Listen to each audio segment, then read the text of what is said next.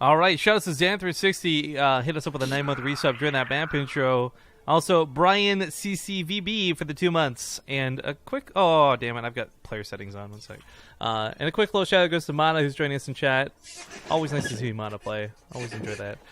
And, of course, if you guys still want to help increase the prize pool, you can still help Mana get some more money, too. Even though we finished in 3rd and 4th place, all of the players, of course, are getting percentages of the overall prize pool. So these guys are playing for 60% and 20% each. The prize pool is currently $358. As I say this, I'm hoping, my fingers are crossed, we get good enough games in the finals here that you guys want to increase it up to $400. Because that'll mean $40 for both... Elaser and Mana, who finished 3rd and 4th, and the 1st and 2nd place will obviously be worth a little bit more money as well. DG, you've also hit us up with a 10-month resub. And before I forget, we also have to donate $10 more from BaseTradeTV per our sub deal with you guys today. So I'll go get that sorted out here in just a moment. But on Invader, a map with no cross spawns. In the top right side, we have the red Zerg player, Root Gaming's Hydra. In the bottom left, as the purple Protoss, it is Dualib. AKA Billowy backwards. Now, Hydra may not have lucked out on that first scout with the Overlord, but he'll know where his opponent is by process of elimination. Again, if you guys don't know, when you actually load into the map, it shows you red pings here and here to see where your opponent could possibly be. Because, again, it cannot be cross-spawn. I don't think we've... Well, no, we have seen at least one horizontal spawn, but vertical of the 3 games that we've cast so far have been vertical. And, of course, no cross. I really feel like cross might be a fun map, but just horizontal and vertical. So where I take issue with this map, not just from a casting perspective, but also having played a couple of my own terrible games on it, number one, the issue with the 3rd base. But secondly, and the more important one, is any race is going to have trouble building in their main. Like, you really just don't have a lot of space to actually build with, which kind of sucks. So I don't think anyone is ever going to be like, well, you know what, I really wanted a big main so it could get dropped or scouted or Nidus Stormed or whatever. But nobody wants a small main either. Like, that's also not a good... There was, there's another map I remember that being a major problem, but the natural was so large it didn't matter. I cannot recall at all what that map looked like, but I do recall having a problem at least once before in StarCraft 2 of SimCitying in maps like these. And that's what Invader 2 was supposed to fix, but we all know that Blizzard probably will not be adding an update to this anytime soon, despite AFX's best wishes. So, oh well. More important than the map is the builds that are going underway. Billowy will have to hold on against a Roach Hydra, or a Roach Ling All-In, excuse me, just a plain old Roach Ling All-In. Slow, but dangerous. Yes. Just like a hippo. Holy fuck! Is this for real? I just went to add $10 more to the prize pool, but Messiah just donated $400. Is that for real? Is that real? Did you mean to type 40? I know, I feel like it was a brother. mistake. Messiah is also in Twitch chat, so, I mean, he just reached out to the channel. He's an awesome fucking dude. Jesus, that's generous. Holy freaking schmoly. Make sure you guys give him some Tasia claps in chat and some hearts if you're not subbed. Like, hot damn. Billowy, of course, trying to hold on to this wall. That gateway's going to get broken. This isn't going to happen, and Hydra's just going to break right through. Oh my god. He's going to focus on the pylons, try and focus on top of this with the overcharge, but it's all getting torn to shreds. Yes. This game might be ending. As the probes are being pulled, they're all dying. The Zealots not even getting any shots in. The probes taking up all the attention, and the mothership goes down to the single queen. Yeah. That's not so good. GG. And I guess now it's kind of our duty to let the players know that the prize pool, and he said in chat it was on purpose, like it wasn't an accident. $768. So I want to point out, by the way, in context, we run the Corsair Cup every single week. First place prize in the Corsair Cup is $60. Fourth place prize for losing for Mana and a Laser now is worth $76. That's crazy. That is insane. Yeah. So yeah, Messiah in the chat is blowing it away by matching and breaking the prize pool. So again, thank you so much for your generosity. Hydra literally can't believe it, by the way. It's just like, wait, this time? What? LOL? Like, he just doesn't understand that such a big prize pool was donated. And I was whispering me about it. So, yeah. Oh, there's Morrow. Yeah. Oh, they're so busy. They're busy talking about Pokemon, apparently. There you go. All right, so yeah, the prize pool is a grand total of $768. Oh, no, wait. Oh. Invite me back. You were in the player slot. Well, I could have taken them. I give it over. I was just running for Negan. All right, let me swap things around. Wait, oh no. Is everything lagging out on me? Wait, I don't have host. Hydra has host.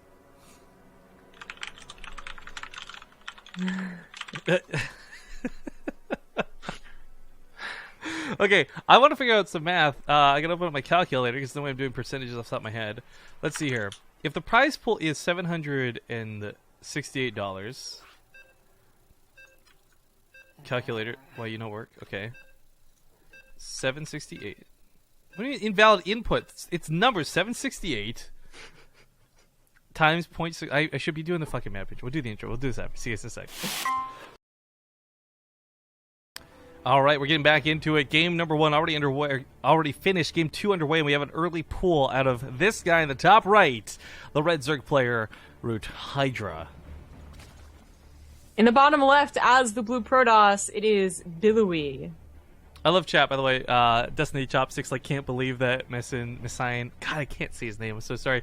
Donated so much money, and I can't either, but it's insane. That's true, guys. We're at $768 now. First place prize is worth $460. That's impressive. Second place is $153. It's a lot of money to lose this best of 5, but it's so much more to win. Well then. We could actually fund an entire weekly cup with the second place prize and still have money left over. That's the context. Benefit, man. Yeah. Well, something interesting is happening in this game. Hydra did do another larva cancel, first of all, which I just... very questioning as to why this has become just so normal, it seems. But to go for an early pool. However, Billowy has always been very good about scouting and does have this answer that is still kind of unique to him and another Protoss player. Tails does it, right? So it's not seen everywhere, but it does seem to be a decent way to hold. You don't have to pull the probe. You just have to basically buy time until the cannon finishes, which doesn't take too long. It's almost, it's about halfway done right now, in fact. And, I mean, your loss is that you didn't go for a gateway to Merrick's course. Your warp gate is later. Your tech is later. But for the easy defense, I'm surprised more Protosses don't do this. Of course, a lot of Protosses still don't scout, which is the first problem, but, you know. And I guess because Hydra was scouted, you didn't even bother really committing to the attack. Yeah, I mean, Billowy and Tails, I feel exclusively, have been the two Protoss players we've been seeing go for forges. It's not insane, but it is unheard of. It's weird because Wings of Liberty, that was the only thing you would do. Now you almost never see forges early on. Mm-hmm. They're just not used as much as they used to be, but they do provide those cannons, which are going to be nice and safe. I feel so bad. Everyone's comparing how much they make in a month to the prize pool right now, and some people are like, I only make $500 like a month, man, ... And that's the reward for years of StarCraft 2, guys. It's not like Hydra just woke up, decided to play StarCraft today, and wins $460 because of it. Like, that's dedication to the craft. The StarCraft. Oh, hey. I have a question for you. Okay, go on. If Warcraft 4 ever comes out, would we cast that? No, I'd be too busy becoming a pro player at it. You're giggling, but hey, you don't know. I don't, that's true. I mean, you're already so close to being an Overwatch pro gamer. Yo, I have actually been kind of considering, like, do I want to super try with it? Because, I mean, it's the beta, so I'm, like, hesitating to measure my skill, quote-unquote. But I feel like I'm pretty fucking good at Overwatch. Ask to get in some pugs with the pro gamers. I've played with a couple of them. And it's not too bad, not too crazy. A couple of them, or like all of them? Not full scrims, no. But like I've queued into a couple on other teams. Yeah. Well, we queued in with that one guy who's at Tracer, and I was like, I know your Tracer game is good, but it's all you ever play. I judge people too harshly in Overwatch for only being able to play one character. I do as well. I mean, there's when you do stuff like I'm just dicking around with like playing only Torbjorn, attack, defense, whatever, fine. But I really don't like people who are so good at one character that they've just never even tried another. You're like, okay, cool, great. Just calm down there. Anyway, I ask because I've watched a couple of Warcraft 3 streams, and Warcraft 3's been back on the rise. Well, yeah, like I guess there's always going to be rumors about Warcraft 4, and then of course there's the actual confirmed rumors that they're updating Warcraft 3 and Brood War. But well, I mean, Grubby was streaming the other day to like 8K viewers. You've got this like Russian or something channel like Dreads TV that constantly streams Warcraft 3 custom games like 15K. Soda Poppin' was playing custom games the other day on it. Like, I don't know why everyone's getting back on the Warcraft 3 hype train, but I'm okay with that because I actually really, really enjoyed watching Warcraft 3. We would love to get on the hype train, but we can't make lobbies, so we're screwed. I know, we tried to play, it was so bad, guys. We tried to play the four of us the other night, me, Zomgrub, Fear Dragon, and Oli Moly, and we spent an hour not being able to make lobbies. It was terrible. So bad. And like then we found some websites that would like have a bot host the lobby for you, and they would not host the game we'd ask it to. Oh, it was all sorts of bad. It was really bad. But I was gonna say, I didn't actually enjoy watching Warcraft that much, so I don't know if I would really appreciate Warcraft 4. I actually really like that show match they did at Homestar Cup. It was like with Stefano versus someone, I don't remember who, but like the Muslim maybe? Yeah. That was pretty fun to watch. Yeah. Well, the game has kind of picked up. It is Dusk Towers, and besides that early pool, which didn't do anything, nothing else is really going to happen. So, nothing too like weird either.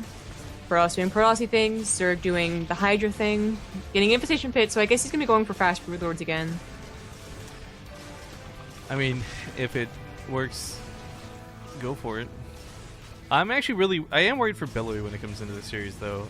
A lot of this, again, goes to like Hydra being the better player in general. He's had WCS titles under his belt and has been playing and freaking everything, but just the fact is he's someone who's also very good at taking advantage of the timings in this matchup. Where we've talked about it so many times, where Protoss and Zerg really seem to have some hard cutoffs. Like, Zerg can win the Ravagers early on with all-in, sure, but Protoss, like, once they get to the Golden Armada, almost unstoppable in most situations. Like, there are a lot of spots in the game where there's, like, cemented I win points of the game, unless you make big mistakes. And Hydra's pretty aware of all those. So when we see him hit with attacks, like in his semifinals match, a lot of it was his timings more than the strategies he was picking. Sure. Yeah. You'll see, just speaking of, I guess, Hydra's timings, but Billowy's as well. Can he get the Tempest in time for the Brood Lords, basically? Will Hydra be hitting before the Tempest or after? Makes an absolutely huge difference. But Billowy should be scouting this with the Phoenixes, if he's, pretty good with them. And in fact... No, that was the Hydra this time, never mind. He has not seen the Invitation Pit or the Hive recently. This could be a very big surprise. He could be thinking he's all good and great to go, and then just, with a mortal charge out Archon army, and then be met with Brood Lords, which is not ideal. Here's the Phoenix now, though. Get the Scout. Get it. Get it. They're not getting it. No. Still not getting it. Hiding. Yeah, it's right there. I mean, at the very least, like, scout the Hive, Like, know that they're not going to be attacking you with that dedicated of an army. There's going to be something coming behind this.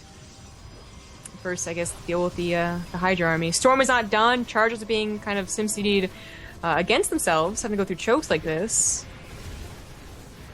And this game could be over before the Brood Lords. Oh, hey, look at that. Yeah, the Hydra's hit pretty damn hard. There's not 4 overcharges waiting for them at the top of the ramp. It's only a couple of Immortals left. Their barrier's already broken, so the Hydra's just pierced through what's left. Gonna back away from the charge lots, and it's a pretty smart idea, because walking away with 4 Hydras is very different than walking away with 11. And, of course, the Phoenixes could have hunted them down if the number was too small. So, for Hydra, a great attack. He's also moved on to Hive Tech. He's got more coming up behind it. So it wasn't just that he took one good fight here. He actually had something else behind it. It wasn't just a big all-in. Yeah, exactly. The Brood Lords on the wave is something that's very, very scary for Billowy. Not just because he lost a lot of his army here, but because, well, he's replenishing it with more of the same army, instead of going for Tempests for an actual counter to Brood Lords. In fact, his only anti-air will be a Sentry and a handful of Archons. which doesn't bode so well here. No, we saw the same sort of situation pop up with Mana, of course, where it looked like he was going to hold it. He did some magic with a very small amount of units several times over, but I feel that Billowy doesn't have that same pull-it-out-of-your-ass capabilities that Mana does. Yes. I mean, because I say that with confidence because Mana, there's so many times where we watch him beat to a corner with like 10 supply and somehow win a fight, right? Like, that's Mana in a nutshell. Oh, that's interesting. Chad asking about what our thoughts are on the Warcraft movie. I just want to say really quick, I hope it's good. I don't have high hopes from what I've seen. But if it's good, it means more Blizzard potential movies in the future, which I would be super stoked to eventually see a StarCraft movie, even if it's forever from now. Or more importantly, an Overwatch feature film. An Overwatch feature film, I feel, has a lot more potential than the Warcraft beginning story. Like, it's so cut and dry standard, but I was going to note that the Broodlords weren't out yet. He was actually supply capped, rather, at 200-200. So this is getting a little dicey, but the concave for the Hydras might still be able to do it. The Broodlords are morphing. The Blinding Clouds actually did a ton for that fight, too, make sure the Immortals weren't fighting, so there's a lot of that charge lots, and we just saw how good the charge lots were pretty much solo without too much backup support. So more charge lots on the way will help against these Hydras, but with 50 Lings, with the Broodlords in the sky, there's not going to be enough anti-air. He's warping more results. He's seeing the Broodlords at this point. Well, maybe he was just hoping to be able to bust through them and then continue an attack while he gets Tempest, but it doesn't happen. Alright, a 2-0 lead now for Hydra. If Billowy doesn't bring him back, we will see this all end on the next game. So that being said, we are going to go to a small break while we wait to see what the third map pick is, and we'll see you guys soon. Okay, so we're back, guys, and we're just going to hop directly into the in-game screen because we're almost good to go. There we go. Ruins of Endion. This could be the final map, all things considered. We'll see how this goes. It is 2-0 in the favor of Hydra if you've just joined us. And, kind of interesting. Hydra, just while we're waiting around, saying he really loves the format of this. Just kind of figuring there's always going to be somebody out there who wants to donate. And that's, I mean, it's kind of cool. All things considered. I made a joke saying, like, you only love it because you're winning. But that is what I like about this format for Matcherino. Not only does it get, I think, the audience more involved, it's also really hype if you, like, maybe the reason Messin donated $400 was because he's the biggest Hydra fan and he thought Hydra was going to win it. Like, I don't know, but it's cool that there's the concept of things like that being made available, opposed to saying, okay, here's just straight up $100. Not like the other cups are bad, by the way. Like, we really do need things like the Corsair Cup and the Chairs for Gaming Cup. Like, they provide a regular tournament. This is really a bit of a gamble. If nobody's got money, everyone's just been hit with their bills and payday's not for another 2 days, the prize pool for this could barely be $100 for all we know. It's just insane that we've lucked out 3 weeks now to see some awesome, awesome folks help these players get some money. And I guess that's the last thing I'll bring up before we get into the intros. It's all done through Matcherino.com, and the big thing is all players, with our agreement we have with Matcherino, players get 100% of the money. Like, the full disclosure here is normally Matcherino does take a cut. Cover PayPal fees, cover their own costs. I don't know what that percentage is, but they do take money out of this most of the time. Our agreement is players get all the money. So all the money made in that page today, guys, $768, whatever that is at the end of this, that all goes to the players. So that being said, Spunny in the bottom right, he's on his last life, and he's really got to bring it back. It's the backwards Wilob, a.k.a. Billowy. In the bottom left, with an early pool, it is the Red Zerg Root Hydra. Yeah, we've seen early pulls almost, I think, every single time we've cast this map with Zerg. And again, if nothing else, to knock down the rocks. But if you can get kills on a pylon, that's always best. Sure, if an early pool does what an early pool does, and, like, kills a Nexus or kills a bunch of probes, then great. And if it doesn't, if they expect it, if they scout it, and put on a Forge, which Billy usually does, but not this game, then, well, you macro. You break the rocks down and you macro out of it. But Billowy didn't go for a Forge. He did try and get a Nexus down, and we'll have to now try and save it, which I think he'll be able to. This is not being reinforced by Hydra. Yeah, so it looks like he'll hold on to this. He brings the probes down too. It costs him a little bit of money, but it guarantees safety, which is kind of worth it. This is not so bad for either player. Hydra's going to go break down those rocks now, and if he thinks that Billowy will be attacking, maybe break down his own rocks as well. He has these overlords in position for that specific scouting, a Ling on the third base as well. So Billowy can't get away with too fast of a third either, as Hydra is making his own. And now the droning begins. So this is kind of interesting because this does create this, I would call it the no rush dynamic, but it's not really no rush. But it is this fact where if Billowy does want to get aggressive, it has to be through a Warp Prism or through Stargate play, because walking out into the map is no longer an option. Mm-hmm. A couple of different options for Billowy. He could go for Stargates, obviously, something air-wise. He could go and do at least a little bit of harassment, or he could just take a very, very quick third, which is being scouted by the Ling. Was it Billowy earlier who got caught being greedy after doing this? Like, didn't expect the attack? This is one of the first things we cast. I think it was Billowy, yeah, because we had the rocks not broken down, and he was barely thinking he had more time to work with, so he droned and droned and droned. And if Billowy did get aggressive in Hydra's face and maybe caught him off guard, that could be devastating. But I think for Hydra right now, losing the Overlord sucks, supply box him a bit. But he's on this sort of pathway where he knows, because he has eyes on the rocks, he knows they're not being torn down, he can just drone his ass off for a while. Yeah. And the fact that Billowy's going for a ground-based attack is very odd. So, no Robo yet. If it was with a Warp Prism, then okay, that makes a lot of sense. But just gonna have to break down the rocks, and, you know, that's gonna add a lot of time for Hydra to be prepared for an Adept attack. There's the Robo, so hopefully this will be paired up with the Warp Prism. He's getting more than just 3 or 4 gateways, going up to 5 right now. And holding off on those gases, 6, so it isn't just an Adept all-in, just straight up. I mean, he's not expecting it right now. We'll see if... I mean, the top rocks were kind of getting knocked down by some of the Lings. He could just bust through the front ones as well.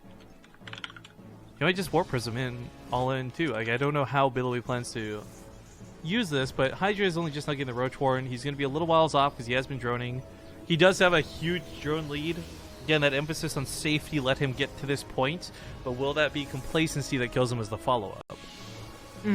So much hinges on this game for Billowy, too. I mean, the full context here, for those who aren't paying attention to the prize pool, losing this basically costs you $300. That's the difference between first and second place. What a way to put it, man. Well, Hydra, he's got all the scouting that I was mentioning.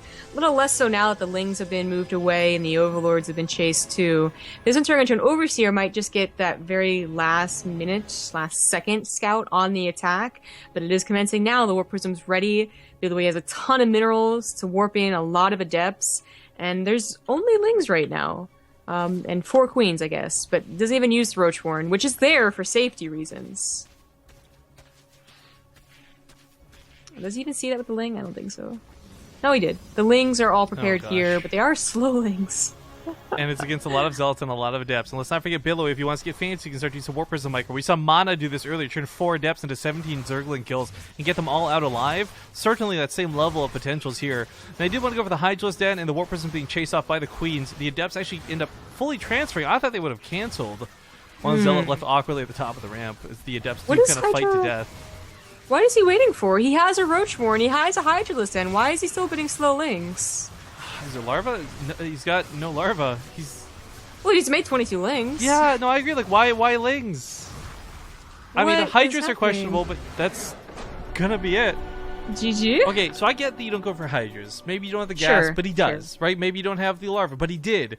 Why not Roaches at the very least? Much cheaper alternatives that would have been so much better. That was odd. And he has so much in a bank. Oh well. Mistakes got made. Television happens. I mean, he was producing. We see there. Sorry, as we leave the game, he was still producing 3 Queens at a time. Like, he was expecting to just use as much money as possible, and probably didn't think about like, oh right, I brought that Hydra in.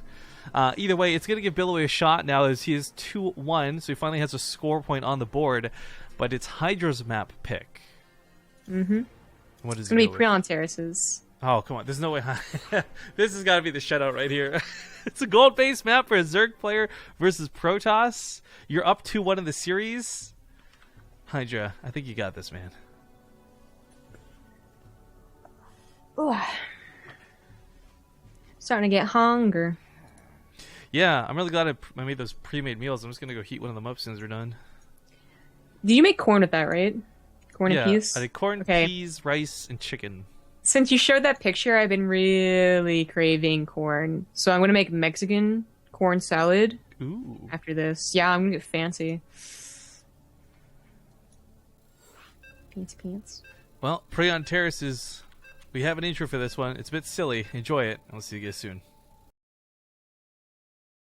We just had another contribution to the prize pool, by the way. $32 coming from Billowy. That makes it an even $800 prize pool. So that's awesome. That's also $80 for third and fourth place. Like, I love looking at this from the bottom up, right? Like, third and fourth place worth $80. That is so much money. I've already been long gone, knocked out of the tournament, mana and a laser, but that makes this worth even more for the finals. And we are in game number 4. We could still all end right here. Quick question on chat that was coming: what league and race is Rifkin? Well, my friends, I've actually been posting a lot of my first person point of view VODs on YouTube, and I say a lot, I mean 2. And I'm looking to do more in the future, so if you want to follow my ladder games and you miss them when I stream them on the channel, we will be posting them over there, and hopefully get Zomgrub to do some too. But spawning here in the bottom right side of Prey on Terraces, it is going to be the Blue Zerg player, Root Hydra. In the top left, as the red Protoss, it is Africa Freaks Billowy. You ever just say Freaks Billowy? That just sounds weird. I know. Nah, it doesn't sound weird, right? But anyways, it's really cool to me to see that either players really love Hydra and Billowy and Mana and a laser, or they're just stoked with the tournament in general. But this is great because this is 3 weeks now where we've seen, hey, Matcherino works. We can crowdfund. We can do cool stuff with it. I do want to mention, though, next week's Matcherino, we did have planned for the 10th, has been canceled. And this is because the DreamHack qualifiers will be taking place. And combination casting those and the fact that it'll be hard to get anyone to actually play in the Matcherino tournament on that day made very little to no sense. So we still have other Matcherino tournaments happening this month, but there will be no Matcherino Cup next Sunday because of the DreamHack casting. Or qualifier casting, excuse me. But I hope you guys have enjoyed this, and I've loved being able to start building this up every single week, and we want to bring this back for more and more and more. And I know Matcherino's been pretty stoked about it too. Even though they make no money, they actually do make $0 off this. They love getting the user base up. They love getting people coming to their website. We've been very open about that. They've been open about it. I mean, the whole point of that dollar value for those codes is to have you guys use their website and check it out. And hopefully and ideally get more used to using it on your own without us having to be like, oh, go to Matcherino, do this, do that. Like, the other cool thing about it that doesn't get mentioned much is Matcherino, like, you could actually set up your own Matcherino stuff. Like, if you were friends with Hydra, you could set up your own Matcherino page with Hydra versus whoever you want. You could create your own show matches and set everything up through there instead of relying on, like, BaseTradeTV or anyone else. A lot of people don't seem to know that, but the whole point of Matcherino is it's supposed to be open for everybody, not just crowdfunding, not just fundraising, like one tournament here and there. Yeah. That's I can honestly, I don't know how effective those have been. I've never like watched a grassroots tournament like get up and running on Matcherino, but it'd be really interesting to see if someone could just be like $120 and then tell Hydra, and Hydra's like, yeah, okay. They're supporting like the ASL. I know the Gauntlets. I think the Filthy Rake Cup's on there too. It's just, I think, really cool that, you know, even if only one person donates $5, that's $5 more for the prize pool that you didn't have before. I think that's pretty cool.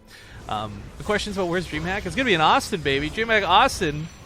Yeah. Really excited for that. Zomgrub and I are both going. And then Tours is right after. So in regards to which one is being cast, like Austin makes sense first. But then shortly after, DreamHack Tours qualifiers, same deal. We won't be going to DreamHack Tours because that one's across the lake. Yeah. I really want to go to France. Like, I've been to Korea. Yo, it's... That's old. But I'm going to France. I feel bad because, like, I don't have anywhere, one particular place I want to go. Like, people, oh, France is the city of love, I want to see the Eiffel Tower or whatever. But, like, I've never had a place like that. I just want to travel. Like, I just want to see new places. I don't have a specific thing in mind. Like, I think I've got that wanderer mentality where I'm like, oh, if I'm in Texas, cool, this is new, this is different. I'm in France, this is cool, this is new, this is different. It's all the same to me. I have a list of things I have to see before I die. Actually, that would be cool. I think if I could see one of the like wonders of the world, I think that'd be cool. That would be like a to-do thing. So like, I don't know. Most of them don't even exist anymore. Right, but I mean, you still got things like the Leaning Tower of Pisa, the Eiffel Tower, bigger Oh, those aren't things wonders. No, I know, but I mean, like, you've just got the bigger things you could go see as Oh, well. Like, it doesn't okay. have to be the Hanging Gardens of Babylon. That I are was no about to be longer like, around. you know, those don't exist anymore, right? But I mean, like, the pyramids, you know, anything. Yeah, sure. I really want to see the pyramids. So, like, Egypt's on my list. Greece is definitely on my list. Can we get an esports event in Egypt, please? Can we just go? Yeah, that's gonna happen. Hell, it's real about time quickly. 2 in Egypt. King Tut's tomb will be the venue, guys. All right, Hydra coming across the map, marching with a lot of queens and a lot of roaches. He wants to end Billowy here and now, but the queens are a little bit late to the party. But the roaches hit before there's much in play, and he already burns out one of the overcharges, so not too bad to start. Yeah. This is a very dedicated all-in from Hydra, bringing all the queens as well, but it's dedicated and very scary. Like, Billowy is going to have to try his damn hardest to defend against this. A couple pylons, their starts, maybe a little bit of Sim City as well. A couple of good force fields. This just feels like too much. I mean, this is that all-in we expected to see out of a Zerg player on a gold base map like Preantares. Hydra is just going to be reinforcing off of low tech. I mean, we look at the structures. I want to remind everybody, this is without layer tech. This is all hatchery-based all-in. No upgrades, nothing. So if this falls apart, Hydra can lose the game right here if Billowy can find a way to hold. But his force fields have been exhausted. 3 of these gateways are depowered. There's no overcharges. There's no mothership core. There's no pylon. It's all falling apart for him, and he's trying to hinge on 2 immortals saving his life. Not with this many queens and not with this many ravagers. I don't think that's going to happen. Yeah. If he had just given up his third base immediately without losing much of an army or these probes, comebacks have happened off of 2 bases, as the tech would have been very, very late for Hydra. But he did sacrifice already a few units and a couple of probes, and of course all the structures as well, which does add up to a lot. You know, 6, 7 pylons, 2, 3 gateways, or how many there were there, and the mothership core. That was a $480 attack right there. That's what I'm just going to say. First place prize worth quite the bit of money with that $800 prize pool. 60% for first place and 20% for second. Billowy is looking to have to settle at this point. Now, Hydra actually could throw this game away by attacking up this ramp poorly. I kind of feel like not committing and containing might be a better option. Yeah, the worst thing a Zerg can usually do is go up a ramp against force fields on 2 base Protoss. That's usually how the comebacks start after losing a third base on this map. So, pulls away, has that layer finished up, and is going for both the Hydrogen and a Spire, so I guess a choice can be made when both of them are done. And still has an okay army. Like, the Queens, they look kind of funny, they didn't, you know, they're kind of useless now. They'll provide a lot of transfuses, but, you know, as the armies get bigger and bigger, they don't help out damage-wise. And I don't think they need to throw down a bunch of creep tumors, although they could. Well, Ling's running around. Might just be able to collapse on top of the army. I mean, the War Prism does get scouted, I think. I'm actually not sure if you saw that or not. But Ling's going to engage the Adepts here on the left side. They'll catch them with a nice round. It's +2 weapons going for Billowy. And reminding everyone, the Hydra's only just recently hit layer tech. So there's a Spire on the way, but all the upgrades are like less than a third of the way complete. Roach Speed's about halfway done. The Hydraless Spines and the +1 weapons are so far out, they're not going to be available for this fight whatsoever. Queens still have a lot of energy banked up. That's a lot of transfuses. That's a lot of healing, and that's a lot of damage soaking. And that's still 10 Queens strong going into this fight. The Queens are definitely helping out with your transfuse, but they're not helping out so much with the damage. So I mean, they're still very, very useful. The corrosive and the bile hits roaches have been pretty good though. I think that Hydra has this. Even as the Hydraless or the Queen count goes down, they've used up their transfuses. He has enough reinforcements, a couple lanes from the backside. Yeah. He crushes it. GG, ladies and gentlemen. Hydra going to take first place in the Matcherino Cup, locking down $480 for first place. But of course, nice. Don't feel too bad for Billowy. He does walk away today with like what, 160?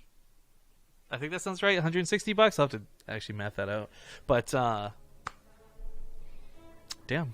Yeah, 80 plus 80, 160. Yeah, so $160 for second place. Not too shabby. Now we're gonna sit down with Billowy and talk and explain how he gets his money because he didn't understand earlier.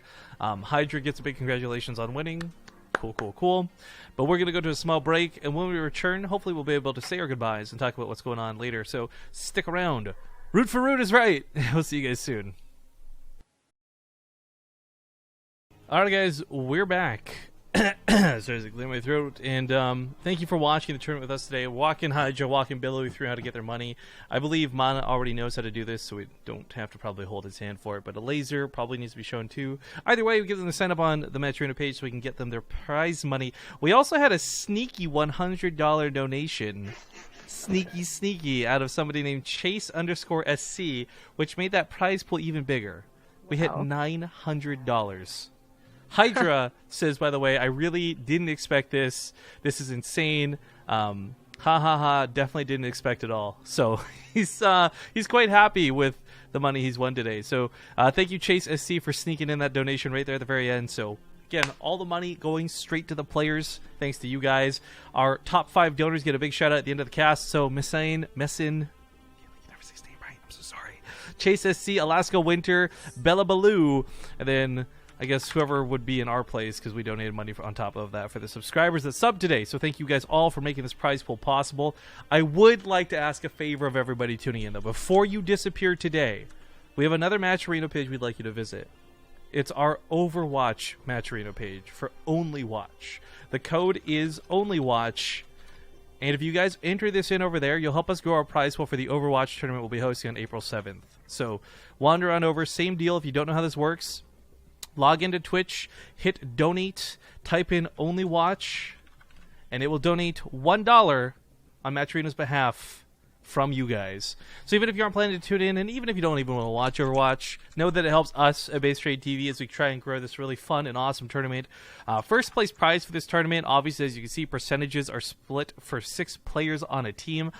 We got Corsair headsets and Overwatch hats for the first place team, so I know it's going to be pretty fun. We're hoping to reward people pretty greatly. So help us out, guys, by stopping over and going to the Matcherino page and entering that code. It would mean a lot to us.